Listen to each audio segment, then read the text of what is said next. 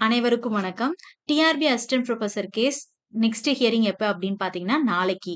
நான் ஆல்ரெடி உங்களுக்கு ஒரு ப்ரிடிக்ஷன்ல சொல்லியிருந்தேன். 24, 25 வரலாம். ஏன்னா, பிகாஸ் 27ஆம் தேதி நமக்கு மெட்ராஸ் ஹைகோர்ட்ல ஒரு கேஸ் இருக்கு. ஸோ, இத லீட் பண்ணி தான் அத பண்ணுவாங்க. அதனால நமக்கு அந்த பிஃபோர் வரலாம் அப்படிங்கிற நம்ம ப்ரிடிக்ஷன் இருந்துச்சு. பட் நமக்கு அத விட குயிக்காவே நாளைக்கே எதிர்பார்த்தத விட சீக்கிரமா நமக்கு ஹியரிங் வந்துருச்சு. ஸோ, நாளைக்கு ஹியரிங்ல என்ன நடக்க போறது அப்படிங்கிறத நம்ம பார்க்கலாம். மோஸ்ட்லி ஏற்கனவே சப்மிட் பண்ணியிருந்த டாக்குமெண்ட்ஸ் அண்ட் பாயிண்ட்ஸ பத்தி தான் டிஸ்கஷன் நடக்கிறதுக்கு பெரும்பாலான வாய்ப்பு இருக்கு. அந்த டிஸ்கஷன் முடிஞ்சதுக்கு அப்புறம் கோர்ட் என்ன சொல்லப்போது, என்ன அப்டேட் கிடைக்க போகுது அப்படிங்கிறத நாளைக்கு அப்டேட்ல நான் உங்களுக்கு சொல்றேன்.